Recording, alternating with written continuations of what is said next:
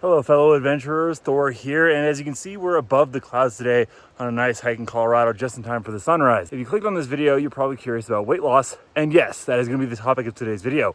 This is me in February of 2025, and this was me in July of 2025, so I lost about 50 pounds in about 6 months. Now, we're going to go over some big tricks that you guys can learn to actually get this same transformation yourselves. It's actually a lot easier than a lot of you guys think. Along with that, we're going to go ahead and be doing the Missouri, Belford, and Oxford Trail. This is a lot easier than, my previous 14ers like Capitol Peak, which is very death-defying. This one is going to be an endurance run instead, which I thought fit well with the topic of today's video. It is about 17 miles along with 7,333 feet of elevation, meaning we're going to be out here for a long day, hence why I'm out at sunrise. I think the clouds behind me are so cool. But let's go ahead and finish up the rest of these trails so you guys can learn everything you need to know about how to get in shape for hiking and what are the next steps in your fitness journey. All right, guys, we made it up our first mountain, Mount Missouri, and it's pretty high up. As you can see, we're very, very high above the clouds. Thanks, Ragnar. I gotta do my video now. All right, we're gonna. That one was in my mouth. So, speaking of mouth, there are going to be 3 components about getting in shape, and it's going to be diet, exercise, and recovery. And on each mountain, I thought, well, why not? We'll go over, each major important one. And the first one I want to cover is diet, and it's probably the most boring one to you right now. Everyone hates dieting. I love pizza personally, and I hate the idea of being on a restricted diet, but it is the most important. Now, there are a couple ways you can go, and there are a couple of myths I thought I'd just kick off right off the bat. There's no such thing as spot reducing fat. It just doesn't exist. You cannot lose weight in a certain area. If you're like, oh, I have such a big beer gut and so on and so forth, you can't just focus on abs with exercise or diet and it'll make it go away. How you lose fat is actually all genetic. Some people will lose it in their arms first, some will lose it in their stomach. It all has to do with different types of genetics. Now, along with that, calories are incredibly important. Everyone knows about that, but it's actually very well known that you can lose weight eating McDonald's every day if you wanted to. There's been people who have done the McDonald's diet. I personally don't recommend it because it's not a very filling or nutritious meal, and it's not what I did in the slightest. When I was losing weight, I wanted to retain as much muscle mass as possible, especially because I was lifting weights at the time. And to do that, you actually need to have 1 gram of protein per pound of weight. So for instance, I weighed at the beginning of my weight loss journey around 220 pounds. I wanted to get down to about 170, but I kept my protein intake at around 180 or 190, which is a little bit extra. And it might seem very daunting to actually have that much protein in a day, but it's very easy to do. Let me give you an example of what my daily diet was when I was cutting. I would fast from 6 p.m. to 10 a.m. and then at 10 a.m. I would have a whey protein shake followed by an apple right after to get some sugar. Then shortly after that, I would take a shower. I would go ahead and have another protein shake. It's very easy. You can get 3 grams of protein in a protein shake, and they're very cheap and affordable. After that, I would have 2 scrambled eggs. I wouldn't add butter, oil, or anything like that. Then I'd have a cup of oatmeal, just 1 cup. And then, in the afternoon, you have some Greek yogurt, which is 25 grams of protein. I recommend the Ratio brand. It's very, very good. Then you have kidney beans or black beans, which gives you a ton of fiber. It's very cheap. You can eat it right out of the can. Then you can have a can of tuna, and then you have chicken, broccoli, and also some cottage cheese for dinner. And the reason this is so critical is the protein will keep you full for very long, and it will keep your muscle mass contained while you are on a diet. So you might be wondering, that sounds like an incredibly plain and boring diet, and it is. And one of the reasons I actually do it is because it's so simple. See, I can't cook at all, and if I spend a lot of time trying to cook, then I'm going to get frustrated, and then I'm going to get hangry or hungry, and I'm just going to order a pizza. That's just my mentality, and you might have the same one.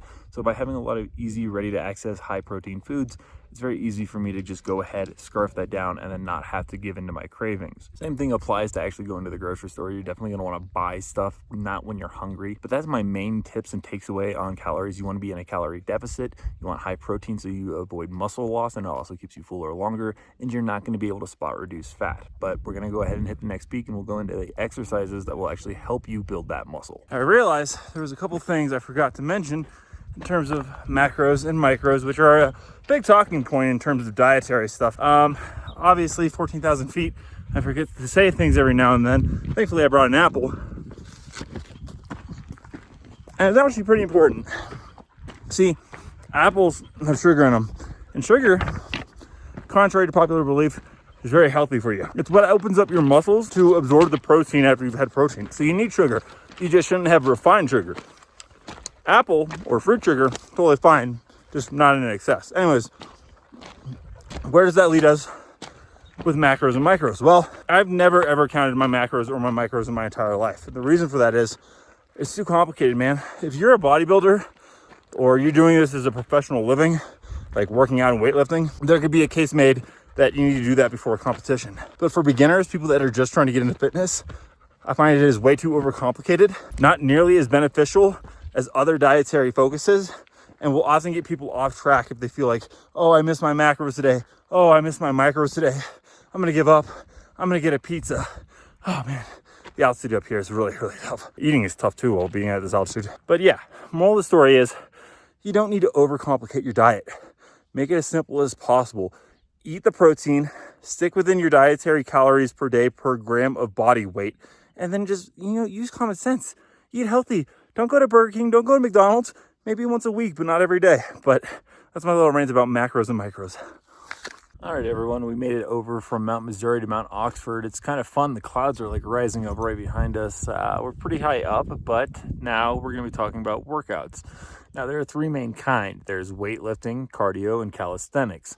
We're going to start with weightlifting. Personally, I think there's way too much hoopla and like bro science behind a lot of this. There's like the push, the pull, the bro day, the bro cut. It's way too complicated. Now, the best way to do weightlifting, in my opinion, what I've been doing, 5 days a week. Monday, I do arms and shoulders. Tuesday is chest and back. Wednesday is legs, and then Thursday and Friday, so on and so forth. You can try a bunch of different things. What's interesting about weightlifting is, well, everyone's got different ways that they respond to different types of weightlifting. This one works really well for me. However, some people are going to find the push-pull works best for them, but it's best to find something that feels comfortable for you and that you actually feel like you're progressing in. If you're going in and you feel like you're not doing it right or you're not having a good time learning it, then it's probably best not to do that and switch it up and try something else, because the key is consistently going to the gym to build muscle. If you take time off a couple of days in a row or a week or two, it will actually stack up and slowly build, and eventually you'll lose a lot of your gains and it's just not worth it. Now we're going to go talk about cardio, but that's actually really important and ties into weightlifting. If you're trying to lose weight or fat, a lot of people think cardio is the move, and I'm going to be perfectly honest, well, I do love hiking. It is not the best fat burner out there. The reason why is you could run about 5 miles, and unfortunately you're only going to burn maybe at most 400 to 500 calories. That's the equivalent of a Snickers, maybe a Snickers and a half or two, which just doesn't do a whole lot for you. Along with that, the afterburn is very poor for it. And by afterburn, I mean how many calories you burn as your body is resting from that exercise. You almost burn no calories from when you do cardio. However, when you do weightlifting, you will burn calories for about the next 24 hours. It's far more efficient for actually losing weight. Along with that, you build muscle underneath. Cardio does not build any tone. Again, you can't spot reduce fat like we just talked about in the weight loss category in your terms of your diet. But by doing muscle building, when you do lose the fat, you'll have a lot of buildup underneath. You have to tie that in with the protein. Now, calisthenics is the more interesting one. I view calisthenics as a hobby, but also rock climbing. That is my favorite calisthenics.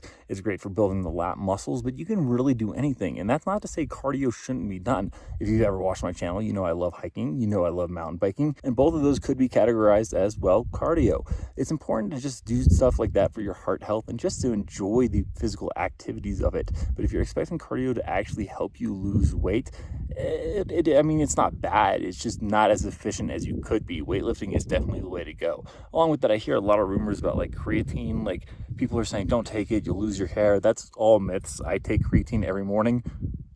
Yeah, my hair seems fine.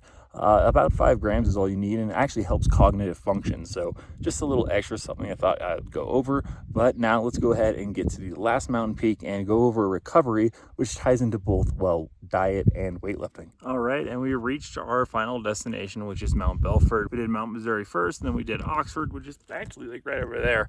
And we are on our last peak. That being said, we said we were going to talk about recovery, which is the most crucial part of all of this. None of this actually matters unless you're getting adequate rest. You need 8 hours of sleep a night, otherwise you won't have protein synthesis. Your muscles just simply won't grow, or you'll have minimal gains, and you will also suffer when lifting weights. So along with that, you need to go ahead and take rest days. One of the things I actually pointed out when I was talking about weightlifting is I do upper body Monday and Tuesday, and then Thursday and Friday, with my leg day on Wednesday. That Wednesday gives my upper body a break, and then on Saturday and Sunday I'll do a hike, and then Sunday I'm typically just relaxing. I'm going to go home, I'm going to carbo load with a giant pizza, one for me and one for each of my dogs.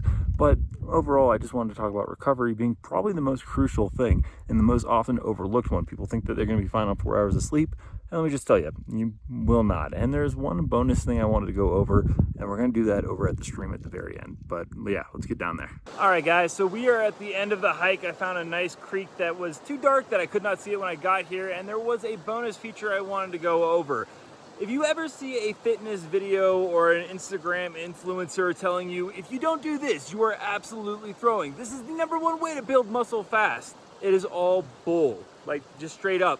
There is no one size fits all, and that was kind of the point of this video as well. I gave you some tips and tricks, and I do hope that they do work for you. But just as I mentioned earlier, how you build certain muscle groups, how diets affect your weight loss, and then also fat loss not being specific to one area and genetics playing a part in that, you will need to go ahead and figure out what works specifically for you out of all the different things and what you can be consistent with. Consistency is key. All that being said, we did do about 15, 16 miles with a ton of elevation. I'm gonna go get a pizza now. We made pretty good time today, but as always, thank you guys for stopping by and keep hitting the trails, and maybe I'll see you out there.